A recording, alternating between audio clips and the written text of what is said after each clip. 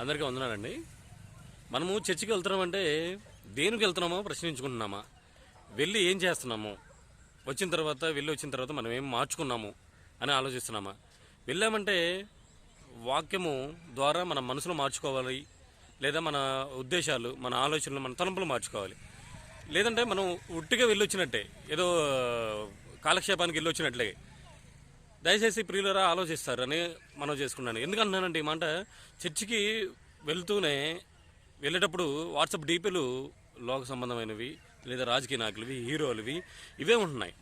చర్చికి వెళ్ళొచ్చిన తర్వాత కూడా అవే ఉన్నాయంటే, లేదా వాట్సాప్ స్టేటస్లో కూడా అవే ఉన్నాయంటే, మనం ఏం ఉద్ధరించాము, వెళ్ళొచ్చి ఏం ఉద్ధరిస్తామని వెళ్ళొచ్చాము? దయచేసి ఆలోచిస్తున్నారా? మనం వాట్సాప్ డీపీలు అయినా కానీ, స్టేటస్లు అయినా కానీ, ఎఫ్బీలో అయినా కానీ వాడదాము. వాడిన దాన్ని దేని కొరకు? మంచి కొరకు వినియోగించండి. వాట్సాప్లో అయినా, ఫేస్బుక్లో అయినా, ఇన్స్టాగ్రామ్లో మంచి కొరకు, దేవుని కొరకు ఉపయోగించండి. మనం చర్చికి వెళ్తున్నామంటే మన మనసు మారి రావాలి, మన హృదయం మారి రావాలి, మన ఆలోచనలు, మన ఉద్దేశాలు మారి రావాలి. లేదంటే మనం ఏదో కాలక్షేపాన్ని అందరూ వెళ్తున్నారు కాబట్టి మనం వెళ్తున్నాం, ఇదే తప్పితే దాంట్లో భక్తి లేదు. దయచేసి గమనిస్తారని, ఆలోచిస్తారని మనం చేస్తూ అందరికీ వందనములు.